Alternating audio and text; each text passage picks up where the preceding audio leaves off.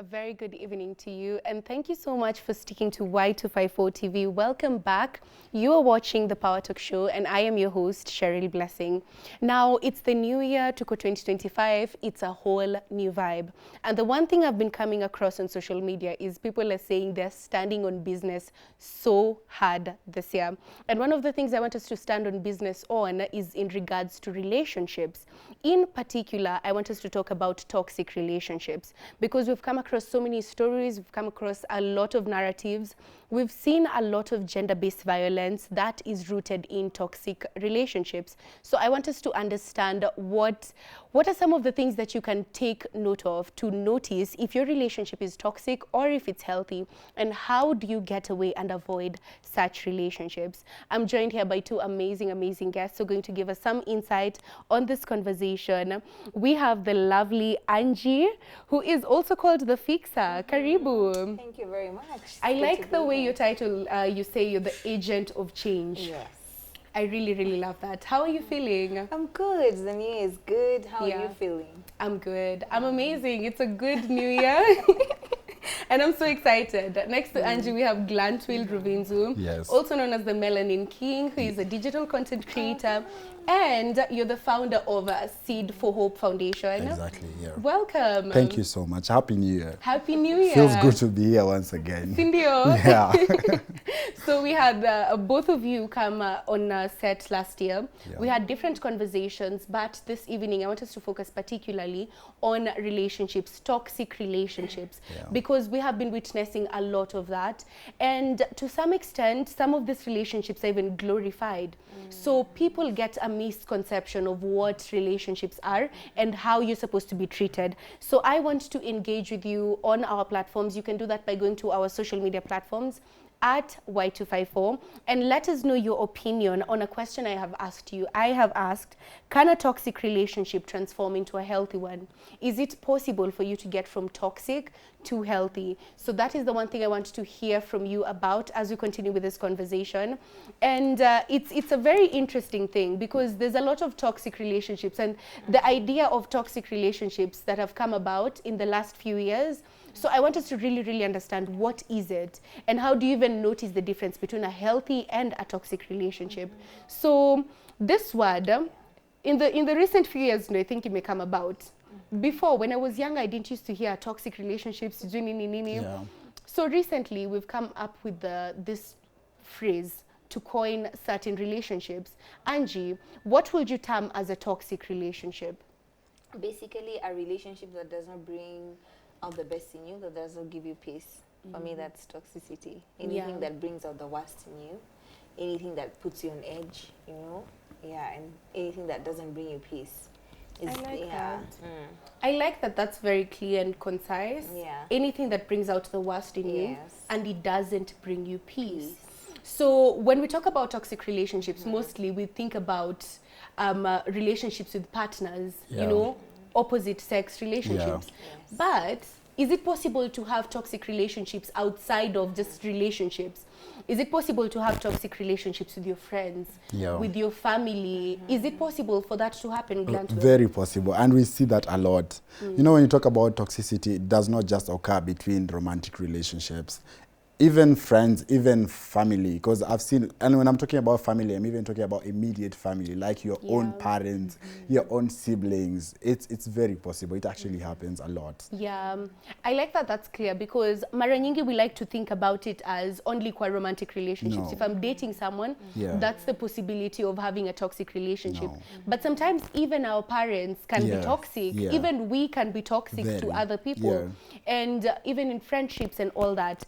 But for there to be a toxic relationship, there has to be someone who's quote unquote toxic. Yeah. You know? So where is it rooted in? Is it because of the experience that you've formed, or is it because of certain individuals within the relationship? Angie, what do you think? For me, I think it's a mixture of a lot of things. Firstly, one party could be selfish and toxic, and then the other party could have a low self-esteem, so they are allowed to be treated the way they are treated. Also, society has normalized toxicity, that it's okay to, you know, to be unhappy just as long as you're seen by, you know, like you're seen like in a relationship, or you belong to this family, or you're hanging around this person. It's just a mixture of just a lot. Yeah. So it's not any one factor. Yes. It's not just because of your upbringing that you're toxic. There Yeah, can there's be a multiple factors yes, that yes. contribute to someone being toxic. Now, how do we notice that? I have something to say to add to what you just said. So one thing, and this is a fact, we are conditioned to believe or to get attracted to toxicity. Exactly. Because you realize that people actually, ukikatia mtu, if you approach someone and you want them and wakatai or something like that, usually that's the person you really want. Yeah. Yeah. And when you look at even in abusive relationships Yes. where somebody is beaten and stuff like that, when they go back home to their parents and tell their parents that, you know what, my partner is actually doing this to me, eventually, hata wakikuambia ukae hapo, you still find yourself going back. Because you're like, hata kama huwa ananipiga, he provides. Yeah. Hata kama huwa anafanya hivi, usually he does this. So first of all, the problem begins, so that we talk about all these toxic relationships, is we are conditioned to be attracted to toxicity. There's some level of toxicity that, I want to use the word, that turns us on.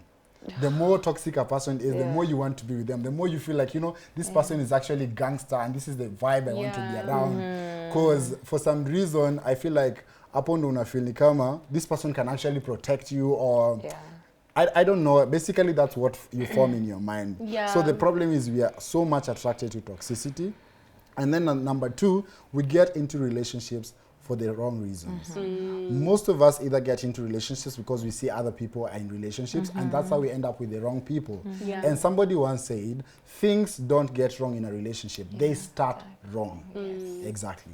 I love that, because the truth is, I was even having a conversation with a friend earlier about the same issue, about the conditioning that goes into our young boys and our young girls. We teach our young girls that if a boy is mean to you, that boy likes you. Yeah. He doesn't know how to express it.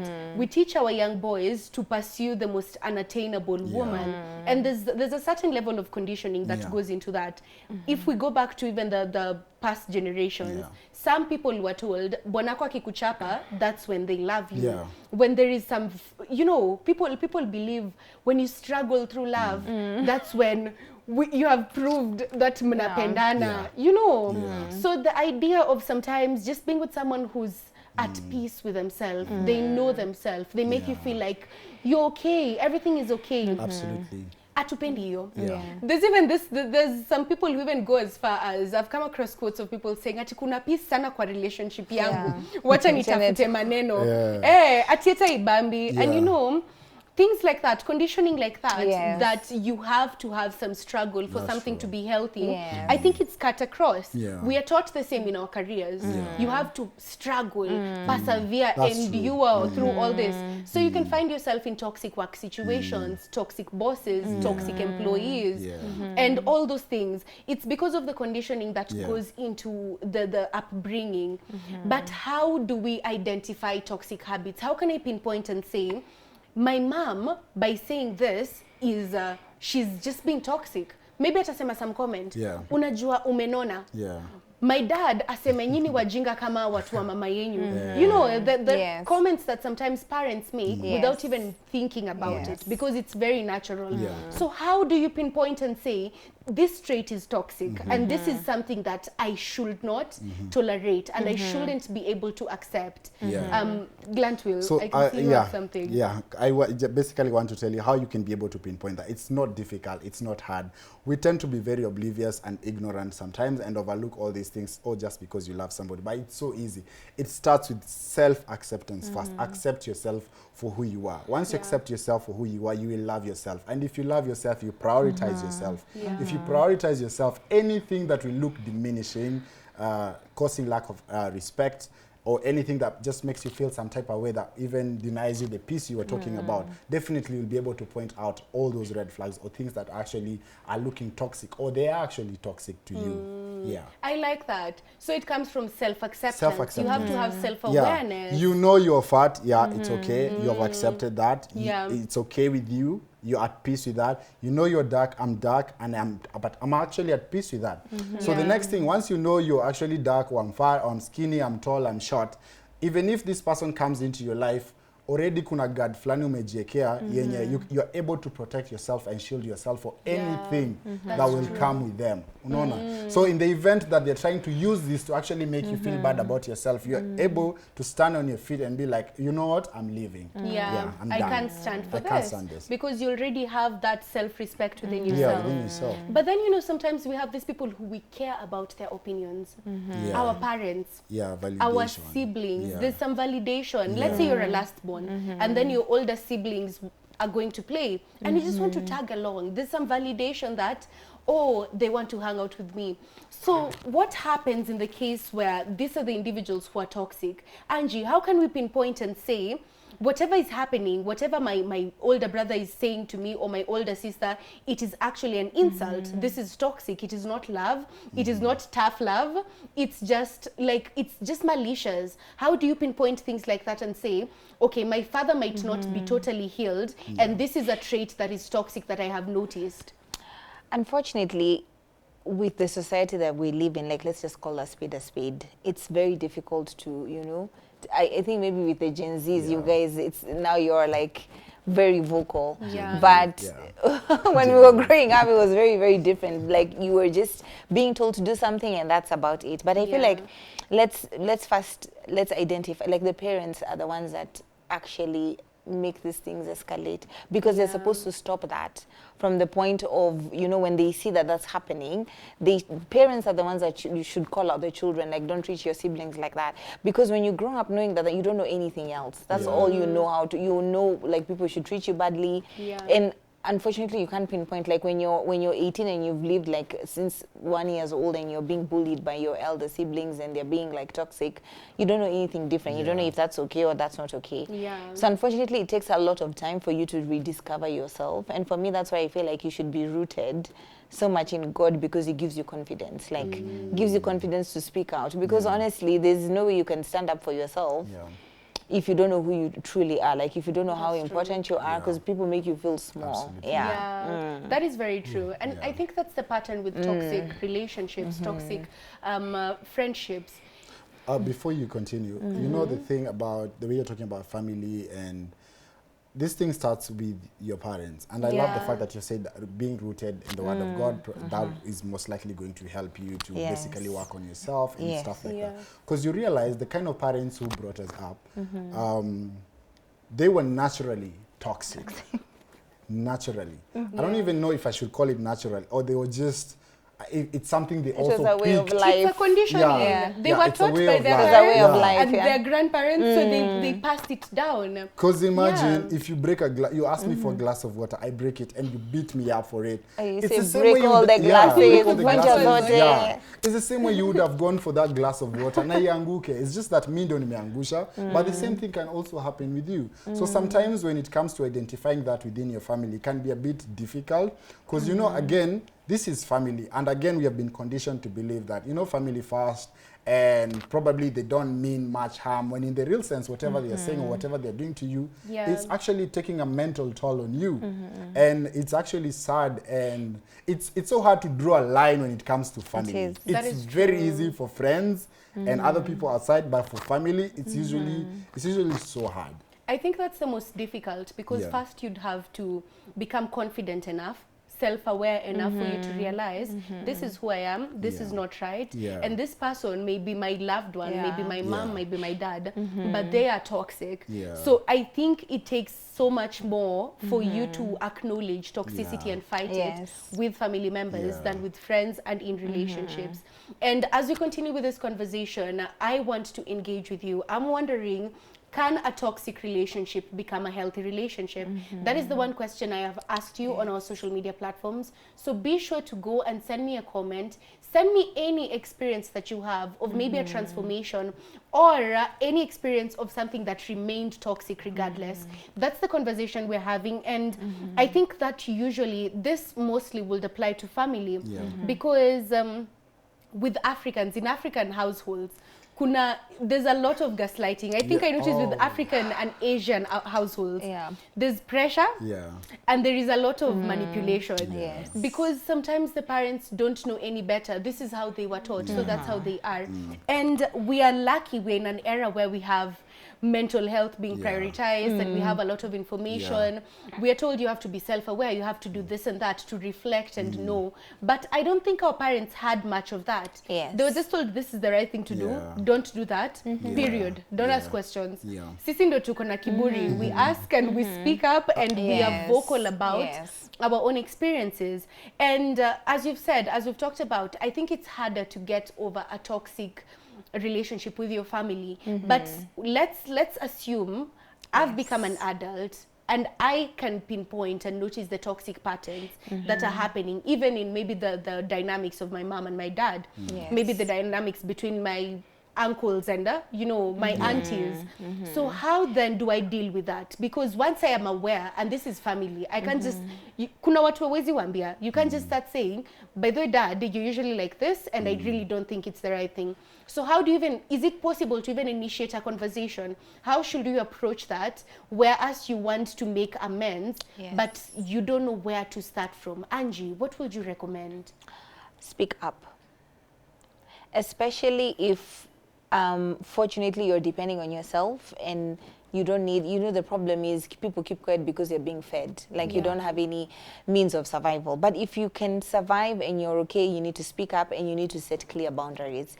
And if people cannot you know, appreciate and respect your boundaries, you cut them off for a bit.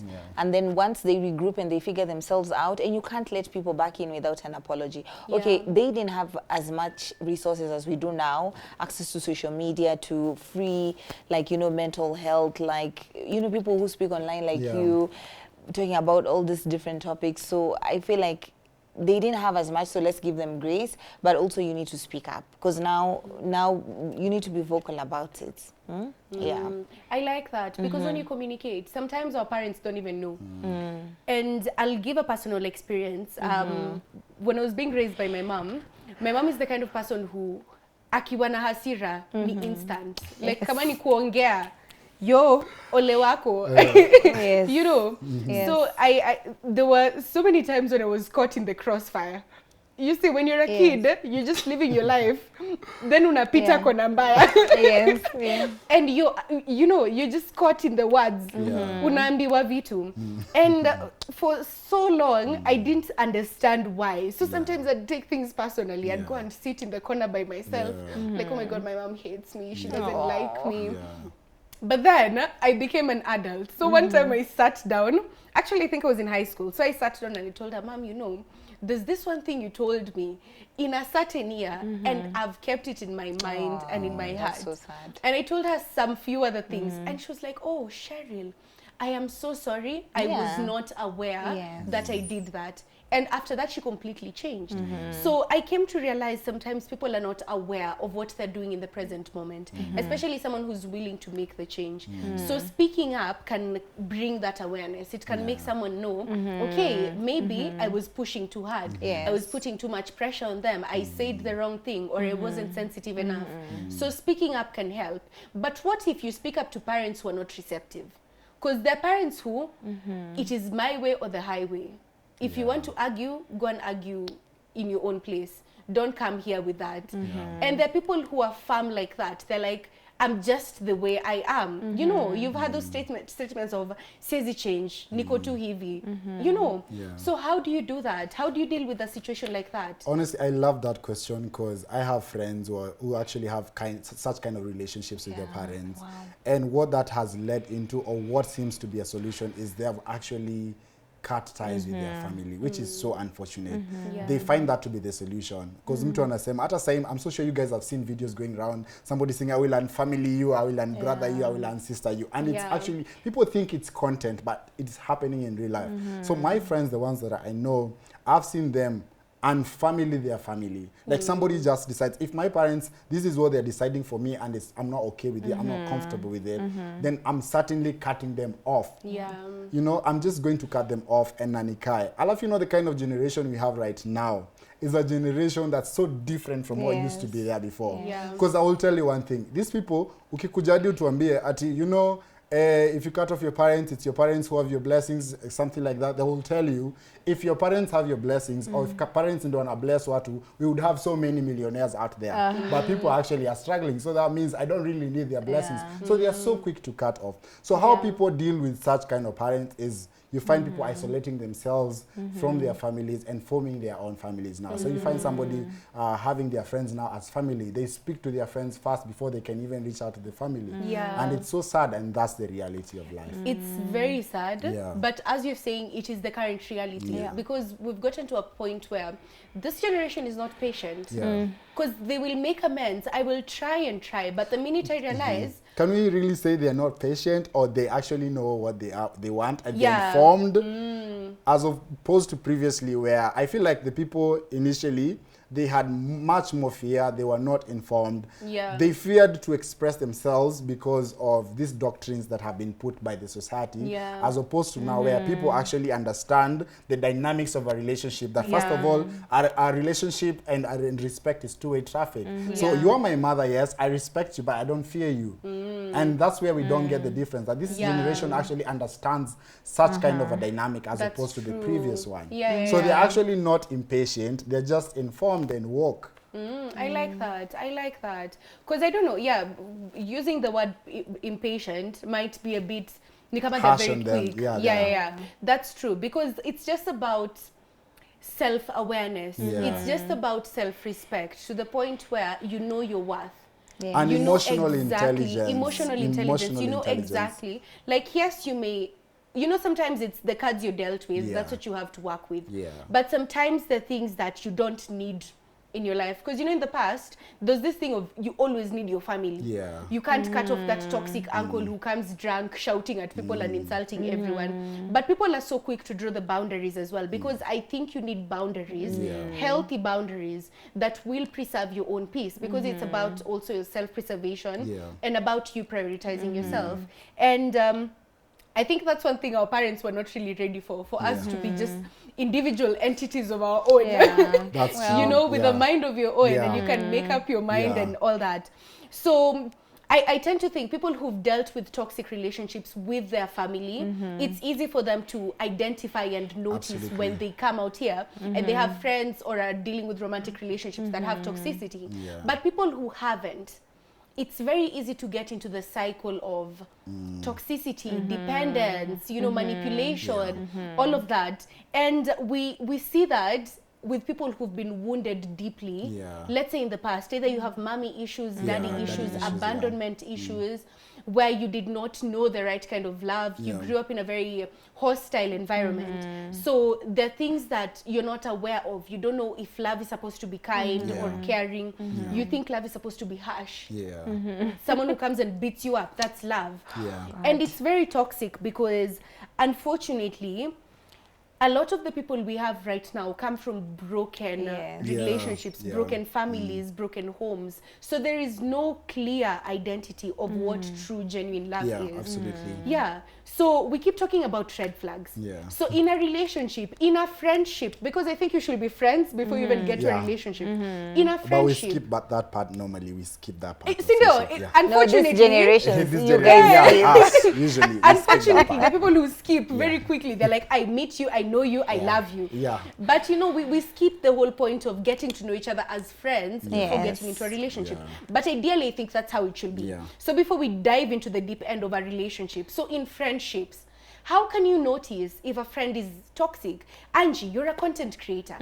Umetengeneza video yako safi, you've posted, but then you have this one friend who's like, I didn't like your makeup in that one video. And they can't say anything else that's positive. They'll just say, I didn't like that top. Yeah. What was that background? You know, some things that Yeah. they're subtle, but they're meant to just poke you. Yes. So how do you notice, let's say it's not even that, maybe it's even more subtle or even more explicit. So how can you pick up and say, this friendship is toxic? There is something in Yes. here that I'm not really liking.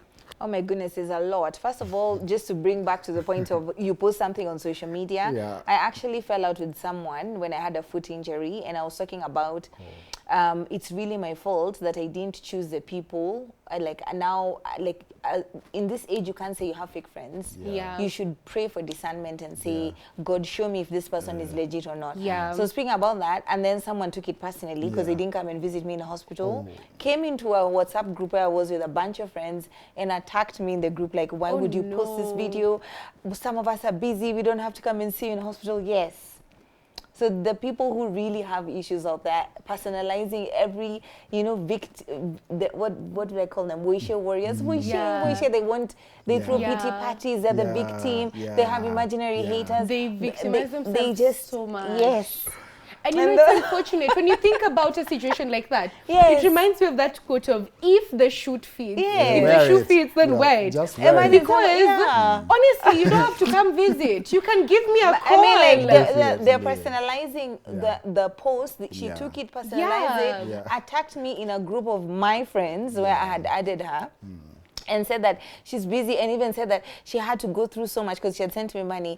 She had to go through so much, and because she sells, I think, clothes, and so that she can make profit and send me the money, which was so unnecessary, and I was so embarrassed because how can you equate our friendship Just to a money. mere like maybe 5K or 10K or whatever? Yeah. So people. And you need to identify the red flags in the beginning. And this is what I usually tell people. Because for me, I'm very intentional with my friendships. Like, I cannot have juju friends. Because I want there's people who know me as a fixer and there's people who know me as Angie. And I want to be vulnerable. I want to talk about my insecurities if I have any. I want to talk about, I had a bad day. Without me being exposed. So I can't really have toxic people or fake people around me. And so if someone is very dependent on you, like there's people who just love being babysat. Like you have to talk to them every day. You have to reassure them. It's like you're their mother, you're their, I don't know. And they're always constantly trauma dumping. That's also being very toxic. Not even checking if, are you okay to take on my trauma? Like, can I discuss about my personal issues? Because people don't, you just come and trauma dump and there's just so many key indicators to identify if someone is toxic because they're very insecure about themselves, constantly need reassurance. They want you to reassure them, oh, we are friends, we are this, let's talk. They want to text all the time, call all the time. They just are fully dependent on you to survive. And that can't happen. That's they also very impossible. they always are, they're just negative, speaking about other people. It's like they're always wronged. Like they don't have any mistake. Everything is And I like the fact that you said the victimizing, because I think that's one of the key things in toxicity that we see. People victimize, be it friendship, relationships, even with the parents.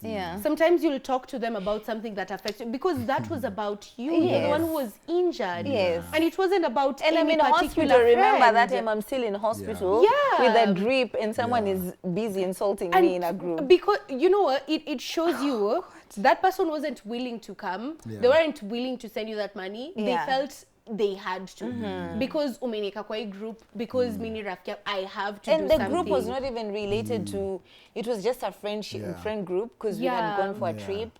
And they just decided, and mark you, this is my external friend, and all these others, like we're common friends, we know each other. She's the external party.